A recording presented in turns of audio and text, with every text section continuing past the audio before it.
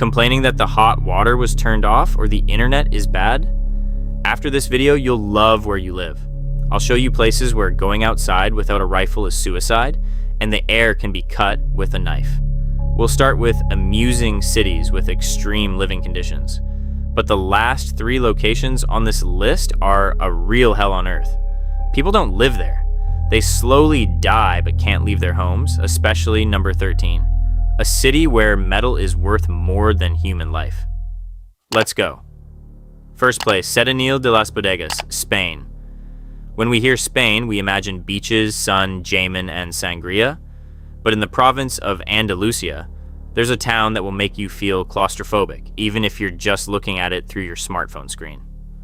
Welcome to Setenil de las Bodegas, a town that decided to play hide and seek with a mountain and lost or won. It depends on how you look at it. Take a look at these streets. At first glance, it seems like scenes from a disaster movie where a giant meteorite fell on the city but somehow didn't crush the houses, instead hovering a millimeter from the roofs. But this is not a meteorite and not Photoshop. People here literally live under a rock, and that's not a metaphor. Ordinary cities are built on hills or in valleys. The residents of Setenil did otherwise. They found a giant basalt rock washed by a river for millions of years and decided, hey, great roof, why waste tiles? They simply built their facades into natural caves and niches.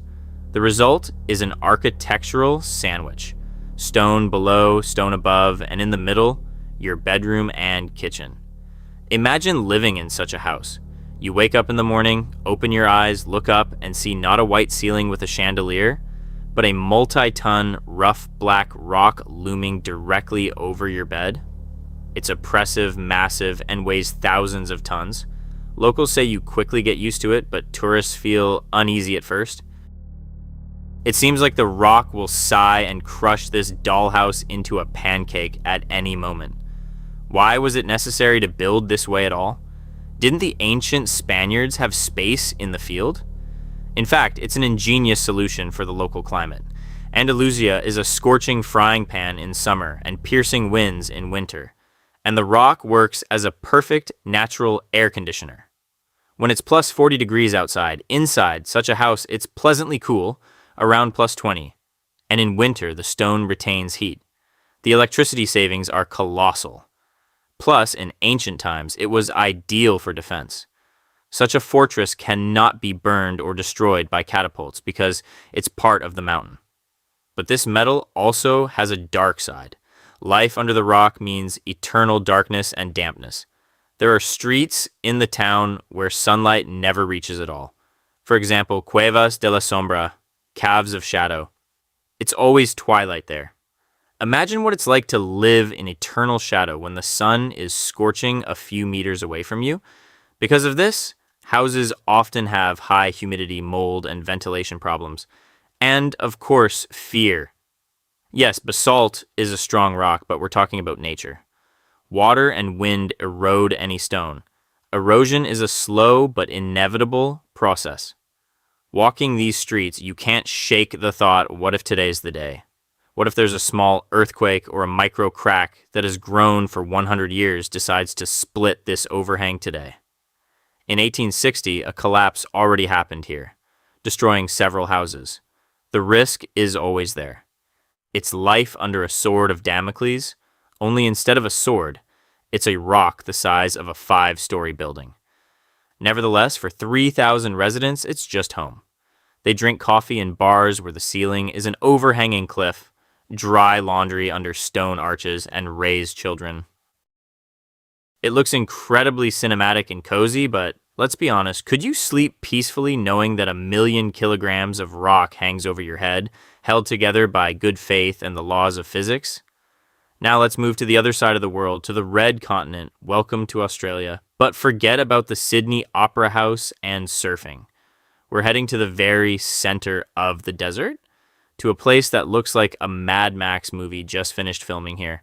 And this is not just a pretty comparison. The third part of this franchise was filmed in these parts. Imagine driving on a scorching highway for hundreds of kilometers. All around are only red dust, dry bushes, and dead silence. The navigator says, "You have arrived in Coober Pedy." You get out of the car, look around, and see nothing. There is no city. Before you are only strange mounds of earth and ventilation pipes sticking out of the sand. It looks like an abandoned base on Mars or the aftermath of a nuclear apocalypse. No people, no cars, no houses. But there is a city here. It's just not on the ground. It's underground. Coober Pedy is the opal capital of the world and also the most famous underground city on the planet. Why did people decide to burrow into the ground like moles? The answer is simple. The climate here is not just harsh, it's deadly. In summer, the temperature in the shade, which doesn't exist, rises above 50 degrees Celsius. Asphalt melts, equipment fails, and birds sometimes fall dead from the sky from heat stroke. Plus constant sandstorms and millions of annoying flies. Living on the surface here is voluntary torture. Therefore, the locals decided to solve the problem radically. They took picks, dynamite, and went down. If it's hellishly hot on the surface, at a depth of 5 to 10 meters, the ideal temperature of about plus 23 degrees is maintained all year round. Air conditioners are not needed here. The noise of the wind is not heard here. Eternal graveyard silence reigns here. What does it look like from the inside? You probably imagine damp, dark dugouts, but no. These are full-fledged, comfortable apartments. You go down the stairs and enter a huge living room with high ceilings, carpets, a plasma TV, and high-speed internet. Everything is here: bedrooms, kitchens, bathrooms. The only difference from your apartment, there are no windows at all. You will never know if it's day or night, if it's raining or the sun is shining, until you look at your watch or climb up. The infrastructure of this city is simply mind-blowing. Not only residential buildings are located underground, there are underground churches here. Imagine a service in a temple carved into a rock, with stained glass windows and an altar. There are underground bars where you can play billiards, underground art galleries, and even hotels for tourists. You can rent a room and feel like a resident of a fallout bunker. By the way, the name Coober Pedy itself is a distorted phrase in the language of local Aboriginal people, which literally translates as white man in a hole. Very accurate, isn't it? But the coolest feature of living here is renovation. If in ordinary life, to expand living space, you need to buy a new apartment or build an extension, then in Coober Pedy, everything is simpler. A child was born and a nursery is needed. Just take a hammer drill and drill into the wall for a couple of days. Done. A new room. And the funniest thing is that during such a renovation, you can get fabulously rich. There have been real cases when people expanded their living room and stumbled upon an opal vein worth tens of thousands of dollars. Your house literally pays you for living in it. However, don't rush to envy. Life underground puts a strain on the psyche. Lack of sunlight and confined space can cause depression, but the main danger awaits you on the surface. The entire area around the city looks like Swiss cheese. In pursuit of opals, people have drilled thousands of vertical shafts here up to 30 meters deep. These holes are often not fenced or marked in any way. Just a hole in the sand in the middle of the desert. If you decide to walk at night without a powerful flashlight and take a wrong step, you will fall into a deep, dark abyss and no one will find you there. Tourists are constantly warned, do not run, do not walk backward, and watch your step. Here you can really fall through the earth in the most literal sense. Welcome to the state of Meghalaya in northeastern India. This name translates as the abode of clouds. Sounds romantic, right? But the reality here is more like water torture. Mawsynram is officially recognized as the wettest place on planet Earth. Imagine rain. Not a gentle drizzle, not a summer downpour for half an hour. Imagine a solid wall of water falling from the sky for weeks, months without stopping for a second. Almost 12 meters of precipitation falls here per year. To give you an idea of the scale, it's as if you were standing on the street and the water around you rose to the 4th floor. The Christ the Redeemer statue in Rio would drown up to its waist here in just 1 year. Life in such a place is an endless struggle with moisture. The first thing you'll notice here is the sound, the deafening roar of drops on corrugated roofs. Locals say this noise is so loud that in schools, teachers have to shout for children to hear them, and talking on the street is simply impossible. This hum drives you crazy. There is no silence here, but the main problem is mold and rot. Moisture penetrates everywhere. Your clothes never dry. You washed a t-shirt, hung it to dry, and after 3 days, it's still wet and already starting to smell damp. Electronics don't last long here. Contacts oxidize instantly. Matches get damp. Food spoils. Locals joke that if you stand in one place for too long, moss will start to grow directly on you. How do people survive here? Ordinary umbrellas are useless here. Strong winds simply tear them from your hands. Therefore, the local Kasi tribes invented their own gadget. This is the knups, special woven shields made of bamboo and banana leaves. They are worn on the back and cover the head like a hood. From the side, people in them look like giant turtles or humanoids from fantasy, wading through the fog. This allows the hands to remain free to work in the field under pouring rain. But the most amazing thing about Mawsynram is the architecture. Ordinary concrete wood quickly breaks down and rots here. Therefore, people have learned not to build bridges, but to grow them. Yes, you heard right. Indians use the roots of the rubber fig tree. They direct the powerful aerial roots of the trees across rivers using bamboo frameworks. The roots grow, intertwine, and over time become woody, turning into a living monolithic bridge. It looks like elf magic from the Lord of the Rings. Such a bridge does not rot, it is alive. And the older it is, the stronger it is. Some of these biostructures have been serving for 500 years and can withstand the weight of 50 people simultaneously. This is a unique example of human and nature cooperation that exists nowhere else in the world. However, don't think this is a fairy tale. Life here is hard. Roads are constantly washed away. Landslides and mudslides are common. Electricity is regularly cut off because transformers explode from moisture, and working on steep, slippery slopes in freezing rain is hellish labor. Mawsynram is a place where water is God, king, and executioner. Here you understand how fragile humans are before the elements. We are used to hiding from the rain in warm apartments, but here, rain is a habitat. Welcome to the Svalbard archipelago, to the town of Longyearbyen. This is officially the northernmost settlement in the world where ordinary people live, not just tough, bearded polar explorers on watch. There's a school, a university, a supermarket, and even pubs here. It looks like an idyllic Christmas postcard. Colorful houses against a backdrop of dazzling white snow and majestic mountains. But don't let this beauty fool you. Life here is governed by laws that would seem insane anywhere else in the world. The most important and shocking fact. It is officially forbidden by law to die in Longyearbyen. Sounds like a joke, right? Citizen, you broke the law by dying in the wrong place. Come with me. But here, it's a harsh reality. If you get seriously ill, if you're an old grandmother who's feeling unwell, or if you've been in an accident, you'll be immediately put on a plane or helicopter and sent to mainland Norway. You'll have to die there. Why? It's all about permafrost. The ground temperature here is so low that bodies in graves don't decompose at all. They just freeze and turn into icy mummies. The cemetery here was closed back in the 1950s. Scientists found that the active influenza virus still lives in the bodies of people buried here during the Spanish flu epidemic in 1918. So the cemetery is not just a place of rest, but a giant refrigerator with biological weapons. If the permafrost starts to melt and global warming is not sleeping, these viruses could break out and cause a new zombie apocalypse.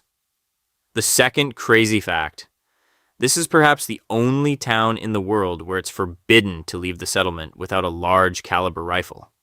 The thing is, there are about 2,000 people living in Longyearbyen, and more than 3,000 polar bears in the archipelago. And here, a bear is not a cute teddy bear from a Coca-Cola commercial.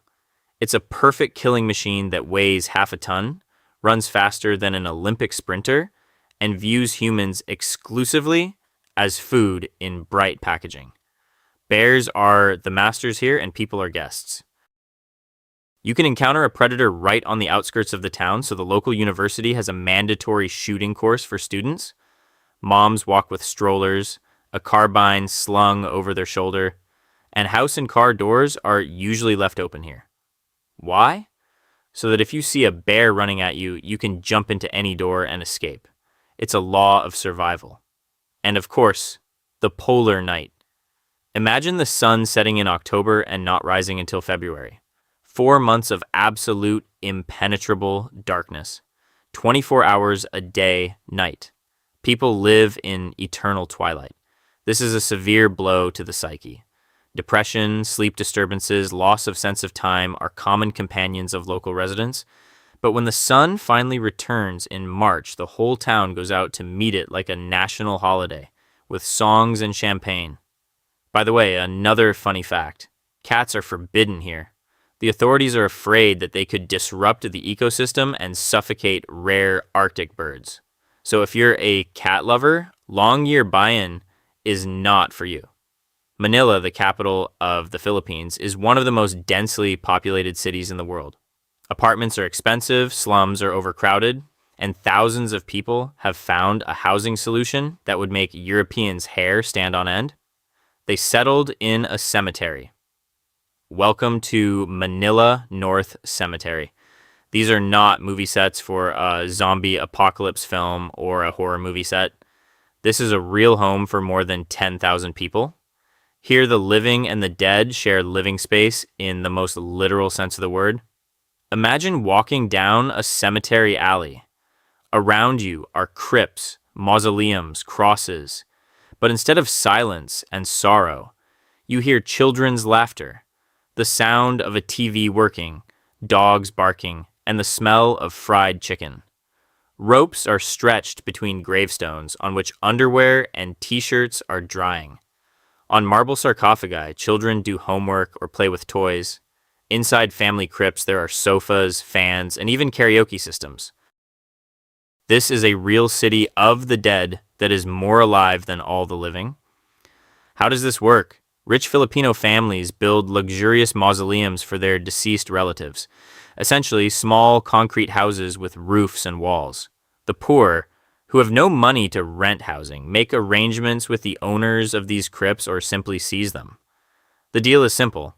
We live here, protect the grave from vandals, and clean up garbage, and in return, we live for free. The result is a surreal, communal apartment. A family can sleep on a marble slab under which someone's grandmother, who died 50 years ago, lies. For locals, there is nothing creepy about this. The dead don't bite, they say. One should be afraid of the living. And there is a grim truth in this. The cemetery is surrounded by a wall. There is its own security here, so living here is safer than in the criminal slums outside. The infrastructure of this place is amazing. This is a full-fledged city within a city. Here there are its own shops, stalls, open right in the crypts, hairdressers where you will be cut while sitting on a tombstone, and even improvised schools. Electricity is stolen by connecting to streetlights. Water is carried in buckets from shared columns. Children are born here who have never known another life except among graves. The wildest sight is holidays. All Saints' Day here looks like a festival. Relatives of the deceased come to visit graves and have picnics with those who live on these graves. They eat, drink, sing songs. The line between worlds is completely erased. But of course, this is not romance, this is poverty. Sleeping on cold stone, inhaling the smell of dampness, and sometimes decomposition if the burial is fresh. Living without sewerage is harsh survival. But for these people, the choice is simple. Either sleep on the street in the dirt, or here under a roof with quiet neighbors. This place teaches us that a person gets used to everything, even to death nearby. Welcome to Yakutsk, the coldest major city on planet Earth. When the temperature in Moscow or New York drops to -20, a storm warning is issued. Schools close and panic begins in the news. In Yakutsk, -20 is a warm autumn, when locals walk around in unbuttoned coats and eat ice cream on the street. A real winter here is -40, -50, and sometimes even -60 degrees Celsius. What is -50 in reality? It's not just cold, it's physically painful. As soon as you get off the plane, the air hits your face like a concrete slab. The moisture in your nose freezes instantly. The hairs in your nostrils become icy needles, and every breath burns your lungs. If you blink and keep your eyelids closed for a little longer than a second, your eyelashes will freeze together, and you simply won't be able to open your eyes without using your hands. Wearing glasses with metal frames here is a fatal mistake. The metal instantly cools down to the ambient temperature. If it touches your skin, it will freeze on tight. If you try to take off your glasses, you'll take them off along with a piece of your own nose or ears. This is rule number 1. No exposed skin, no metal. But the craziest thing about Yakutsk is cars. Owning a car here is a real survival quest. In winter, engines here are not turned off at all. From October to April, cars run 24 hours a day, 7 days a week. You go to the store, the car's running. You sleep at night, the car's running in the yard. If you turn off the engine for even half an hour, the oil will turn into jelly and the battery will die. It will be impossible to revive such a car until spring. It's just a piece of frozen iron. Many cars here have double windshields. The second one is glued with tape directly over the first one so that heat doesn't escape, and the heater can somehow cope with icing. Fuel consumption is monstrous, but life is more precious. Those who have warm garages are the elite. The rest burn tons of fuel. The city's architecture also blows your mind. Absolutely all high-rise buildings stand on stilts, concrete piles a couple of meters high above the ground. The wind blows under the house. Why? Because Yakutsk stands on permafrost. The earth here is frozen hundreds of meters deep, hard as a diamond. But if you put a warm house directly on the ground, the heat from the building will melt the ice under it. The earth will shift, and the house will simply collapse or crack in half. Therefore, buildings are suspended above the ground so as not to heat the soil beneath them. And also, you can't bury pipes here. Water pipes, sewers, heating mains. All this runs on the surface, winding like giant snakes along the streets, wrapped in a thick layer of insulation. It looks like a cyberpunk set, but it's impossible to bury them in the permafrost.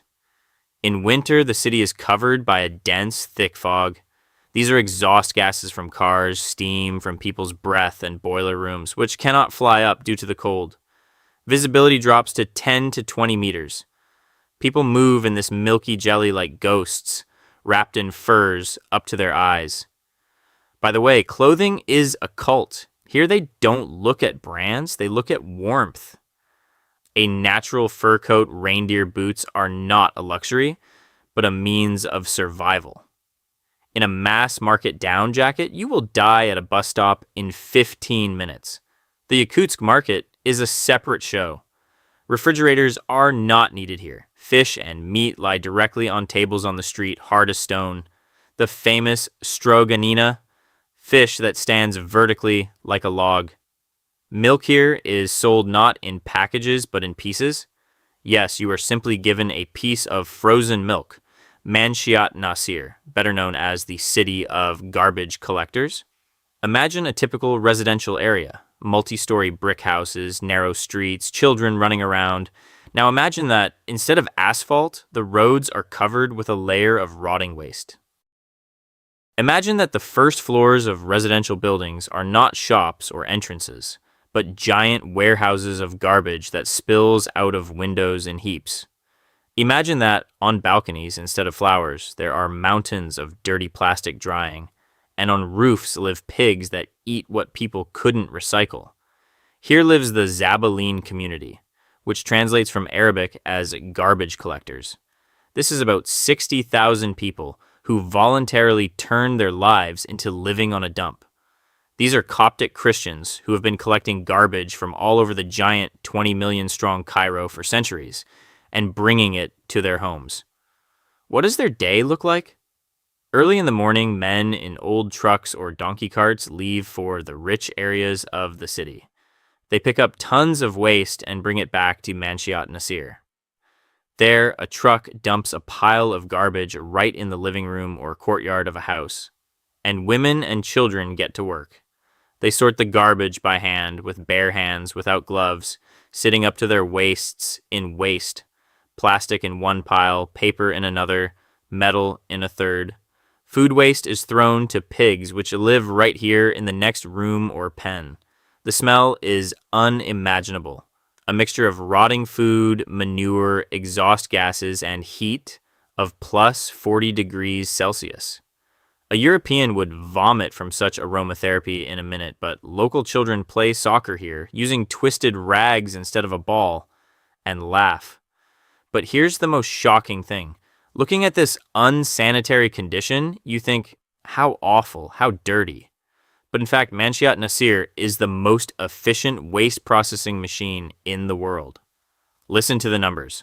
Modern Western companies with their high-tech factories process about 30 to 40% of waste.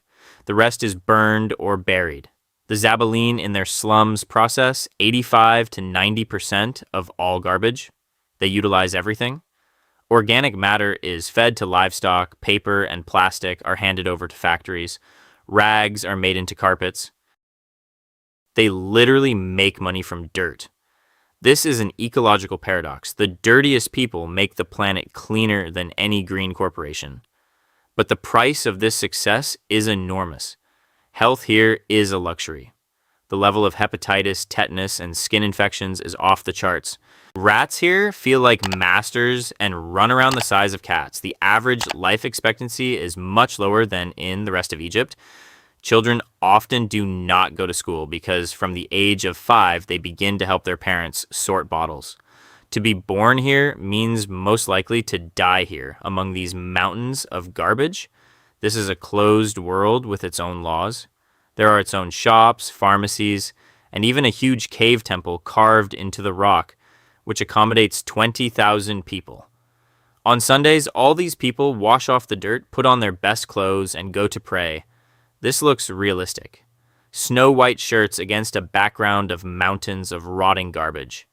Manshiat Nasir is a place that evokes mixed feelings, disgust from the smell and dirt, but also a strange respect for the hard work of these people who do not complain, but simply do the dirtiest work in the world to survive. A city that is slowly but surely being eaten by the desert. The geography of this place is a verdict. Minkin is a small green oasis that, by cruel irony of fate, found itself caught between two monsters, the Tengar Desert and the Baden Jiran Desert. Previously, they were separated by a decent distance and people quietly engaged in agriculture. But due to climate change and the drying up of rivers, these two sand giants began to creep towards each other. They want to connect, and Minkin stands in their way like a bone in the throat. Life here is like life in a besieged fortress. Only the enemy is not an army of soldiers, but billions of grains of sand. The wind blows here 130 days a year. And this is not just a light breeze. These are the famous black storms. Imagine it's noon, the sun is shining. Suddenly, a wall several kilometers high appears on the horizon. 10 minutes later, it covers the city. It becomes dark as deep night. Visibility drops to 0. The wind howls so loudly that you can't hear your own voice. If you find yourself outside without a mask and goggles, sand will clog your eyes, nose, and lungs in a matter of minutes. Cars turn on their headlights. People lock themselves in their homes and seal cracks with tape. But the sand still gets inside. It's everywhere, in beds, in food, in technology, in your teeth. But the most frightening sight is the surroundings of the city. This is a real cemetery of civilization. Here stand entire ghost villages. Houses abandoned by people stand with broken windows, and through these windows dunes crawl inside. You can go into someone's former living room and see how sand has swallowed the sofa, TV, and family photos. These are Chinese Pompeii. Only instead of ash, there is yellow dust here. More than 10,000 people have already left these parts, becoming environmental refugees. Farmers whose fields have turned into sand dunes simply abandon everything and leave because it's impossible to grow food in the sand. Groundwater goes deeper and deeper, but those who remain wage a desperate guerrilla war with nature. If you look at Minkin from a satellite, the land around it looks like a giant chessboard or a checkered notebook. These are people manually, centimeter by centimeter, fixing the dunes. They lay out squares of straw, pressing it into the sand, and plant scrawny bushes of saxaul inside. This is titanic work. Millions of straw cells created by hand to stop the advancement of the desert by at least a meter. The Chinese government spends billions, resettles people, builds protective forest belts. The slogan of the local residents sounds creepy and heroic at the same time. We will not let the deserts connect. We will not let Minkin disappear. But walking the streets of this city, you feel hopelessness in your skin. You understand nature is stronger. It is patient. It can wait a year, 10, 100 years. The sand is in no hurry. This is a city with a launched countdown timer. The question is not whether it will disappear, but when exactly the sands will close over the roof of the last house. You don't like people, your neighbors annoy you, you dream of going to the wilderness where no one will bother you? Then I have found the perfect place for you. True, there's one nuance. To get there, you'll have to go through hell. And to survive there, you'll have to become a predator. Welcome to inaccuracies. Yes, I know that name. It sounds like someone fell asleep face down on the keyboard. Try saying it quickly 3 times in a row. Didn't work, no worries. Locals simply call it the place with big houses.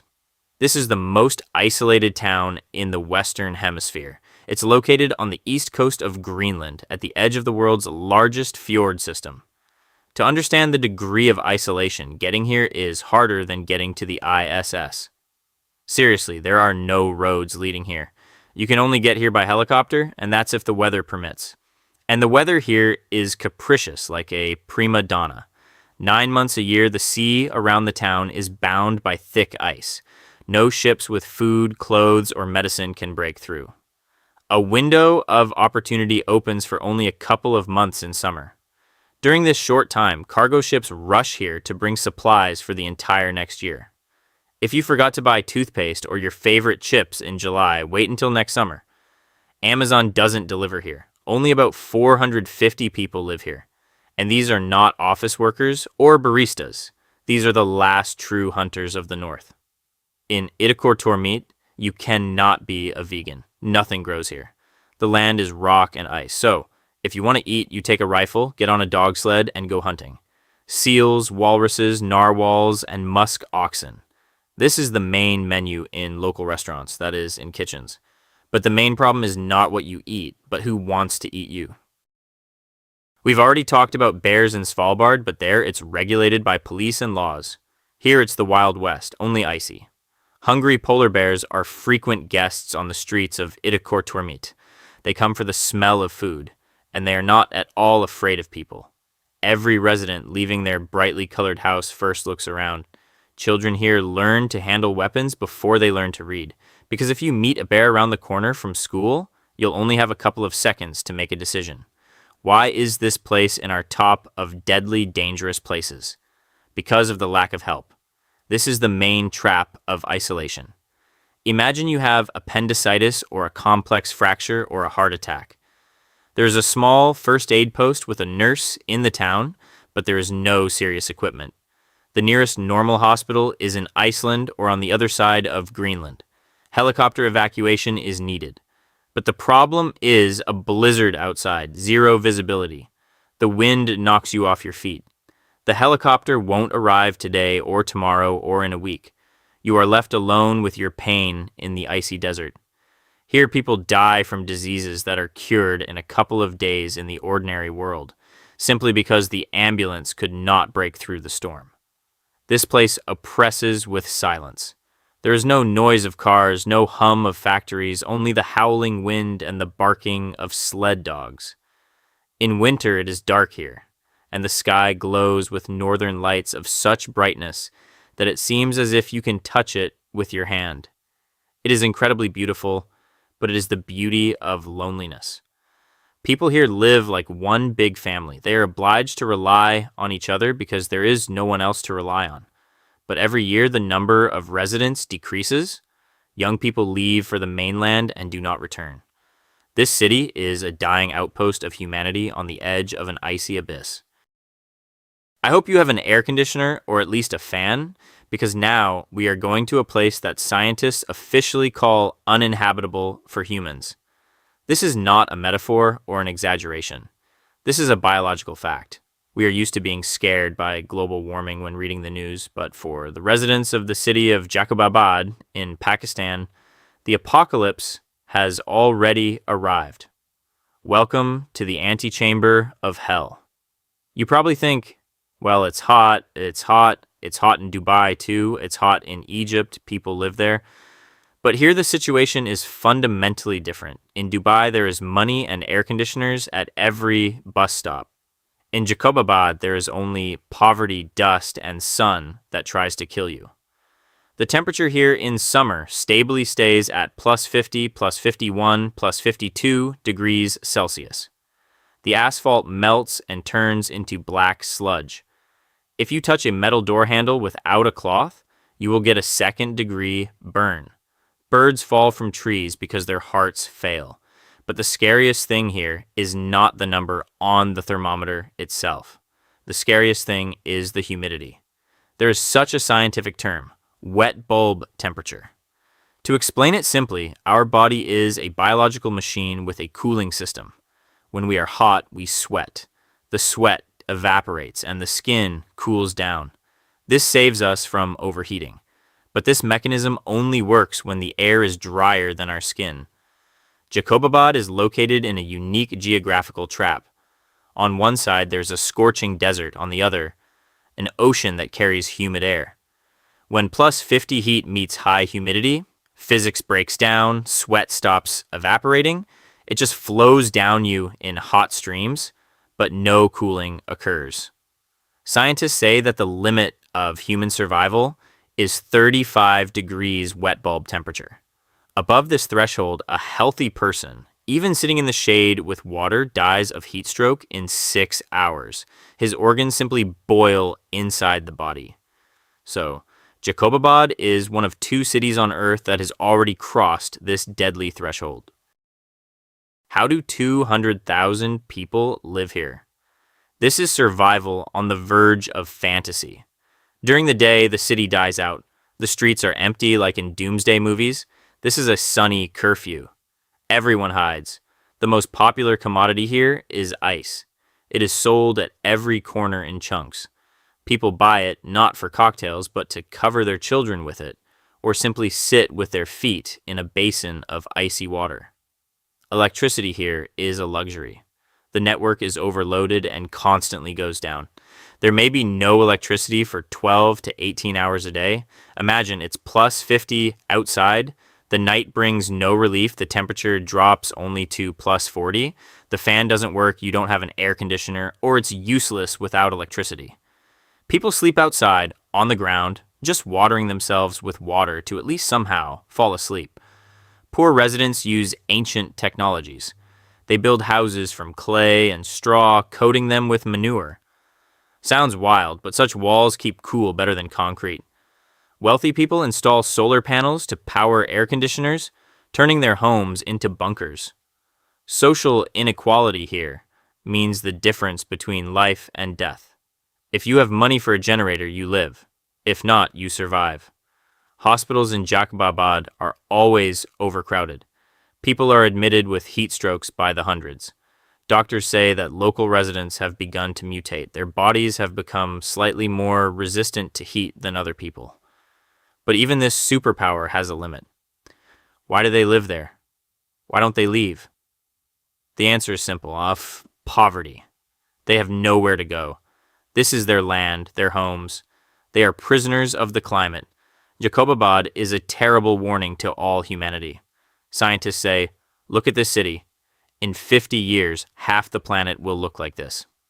Welcome to Norilsk, the northernmost city in the world with a population of over 150,000 people, and at the same time, one of the dirtiest cities on the planet.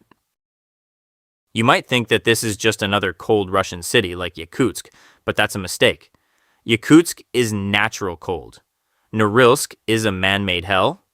The first thing you need to understand is that Norilsk is an island. Technically, it's on the mainland, but it's impossible to get here by land. There are no roads. There's no railway leading to the mainland either. You can only get here by plane or by sea across the Arctic Ocean if an icebreaker clears the way. Residents say, fly to the mainland. This is a prison city surrounded by thousands of kilometers of lifeless tundra. But the main horror here is the air. Norilsk was built for one thing, mining metals. The entire periodic table is here. Nickel, copper, palladium, platinum. The factories operate 24/7, emitting monstrous amounts of sulfur dioxide into the sky. Imagine you go outside and take a breath. You immediately get a metallic and sulfuric taste in your mouth. If the wind blows from the factories, which happens often, the city is hit by a gas attack. Locals simply call it gas. It becomes difficult to breathe, coughing starts, eyes water. In winter, the snow here can be black from coal dust, yellow from sulfur, or even pink from metal oxidation. You've probably seen photos of a bloody river on the internet. This is the Daldican River, which once turned bright red. It looked like a biblical plague. The authorities were silent at first, but then admitted, yes, there was a discharge of waste from the Nadezhda metallurgical plant. For Norilsk, this is an ordinary Tuesday. The ecology here is completely destroyed. Around the city for tens of kilometers stretches a dead zone.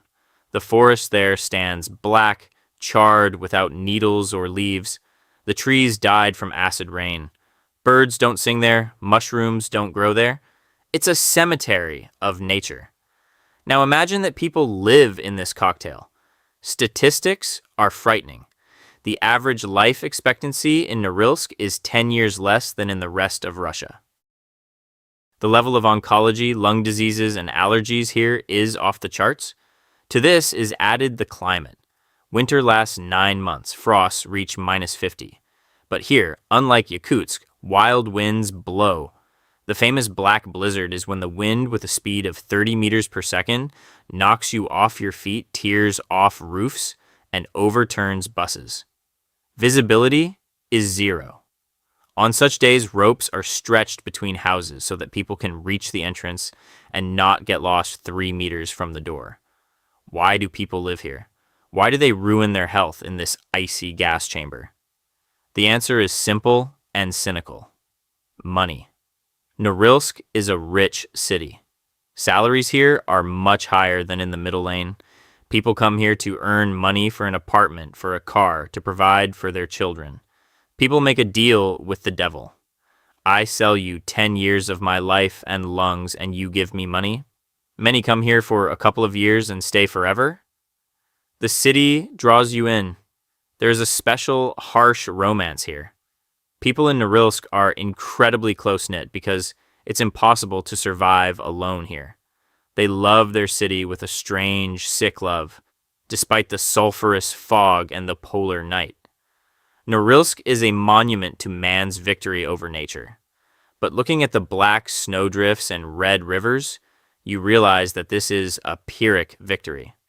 We defeated nature, but in the process, we killed ourselves. Imagine a perfect picture.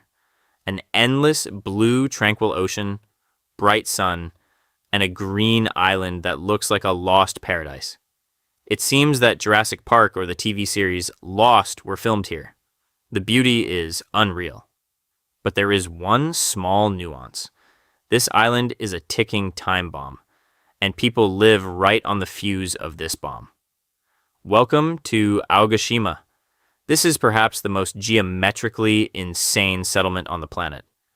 Look at it from above. It's not just an island, it's a volcano, but an unusual one. It's a volcano within a volcano. Geologists call it a caldera within a caldera. It looks like a giant green donut floating in the ocean with a cupcake placed in its center. And in the space between the outer ring of rocks and the inner active volcano, people live. About 170 brave souls. Formally, this is Tokyo. Yes, they have a Tokyo registration and Tokyo license plates on their cars, although it's 350 kilometers by water from here to the capital of Japan. But in fact, it's complete isolation. Aogashima is surrounded by sheer cliffs hundreds of meters high. There are no beaches here, no coves. The island is like an impregnable fortress sticking out of the water. Docking a ship here is quite a quest. The ferry runs rarely, and 50% of the time, it simply turns around and goes back because the waves are too strong to approach the pier. The only reliable way to get to or escape is by helicopter, but it only carries 9 people and flies only in good weather. Why is this place in our top of deadly dangerous places? Because the Maruyama volcano in the center of the island is active. It's not sleeping, it's dormant, and it sleeps very lightly. The island has already experienced tragedy. In 1785, the earth began to shake. Steam came from the wells, and then hell broke loose. The eruption began. People had nowhere to run. Remember the sheer cliffs and the lack of beaches. The island became a trap. Half the population, about 140 people, died that day. They simply burned or suffocated, unable to leave this stone bowl. More than 200 years have passed since then. People have returned. They built houses, a school, a post office right on the ashes of their ancestors. The Japan Meteorological Agency has assigned the volcano Class C. This means active, observe with caution. In essence, all these 170 people play Russian roulette every day. Scientists say the question is not whether there will be a new eruption. The question is only when it will be. It could happen in 100 years, or it could happen right now while you're watching this video. How do you live with such knowledge? How do you fall asleep knowing that the ground under your bed could explode? Locals are fatalists. They have learned to profit from their dangerous neighbor. The entire island lives off geothermal energy. The steam that comes from underground is used for heating, for cooking, and of course, for the famous volcanic saunas. You can catch a fish, put it in a special steam pit at the foot of the volcano, and after 15 minutes, your dinner is ready. Free, eco-friendly, but with a risk to life. Here they produce unique volcanic salt, make shochu, Japanese vodka, and live in amazing tranquility. There is no police here because there is no crime. Everyone knows each other by name.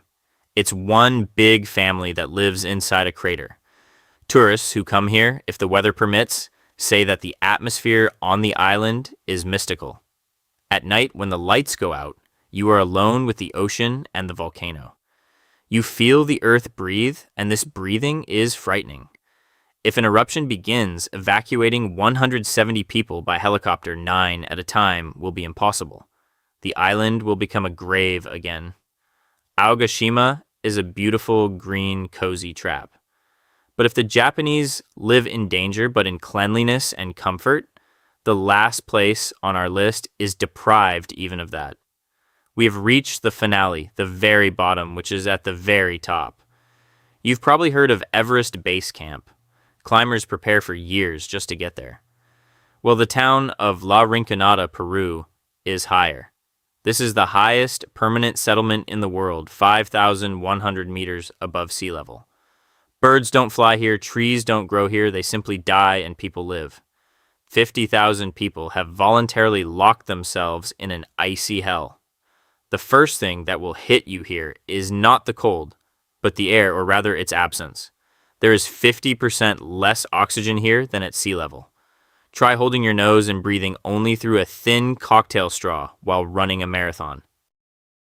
That's how you'll feel here every second. Your head is pounding, your heart is pounding, nausea won't go away. This is mountain sickness, which here becomes a chronic condition.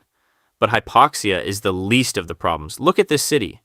There are no roads, only black, sticky mud mixed with feces, garbage, and mercury. There's no sewerage at all. All the waste of 50,000 people is poured directly onto the street where it freezes. There's no running water, there's no heating, although the temperature is almost always below freezing. People live in shacks made of rusty corrugated iron without insulation. These are giant tin cans on a glacier. Why? Why do people come here? Where nature itself screams, "Get out." The answer is one, gold.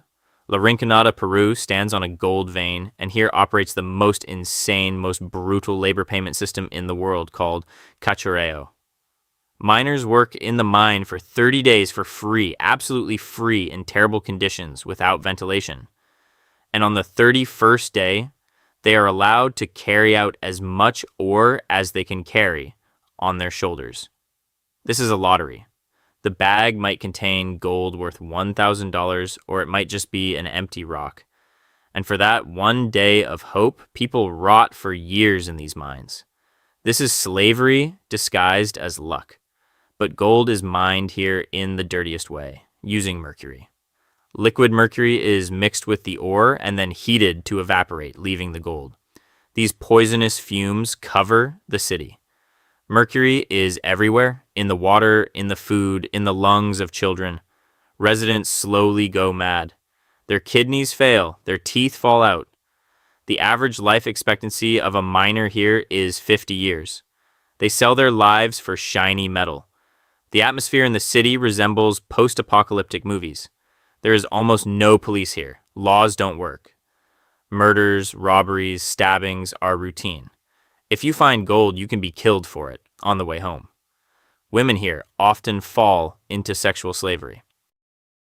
This is the Wild West, only at an altitude of 5 kilometers, in darkness and cold. La Rinconada, Peru, is a black hole that sucks people in with the dream of wealth and spits out invalids or corpses. This is a place where human life is cheaper than a gram of mercury. Looking at these black snowdrifts, at the mountains of garbage, and at the exhausted faces of people, you realize that this is the real limit of human greed and endurance. Write in the comments which of these cities you would agree to live in for a week for $1 million. Could you withstand the heat of Pakistan or the cold of Yakutsk? Or maybe you would risk your health in La Rinconada, Peru? I will read your answers. It is very interesting to know the limit of your strength. If this video made you look at your cozy sofa and warm shower in a new way, be sure to like it. This is the best thanks for our work, and subscribe to the channel. Ahead of us is a dive into the scariest abandoned places on the planet. Appreciate your comfort, take care of yourself, and see you in new videos. Bye.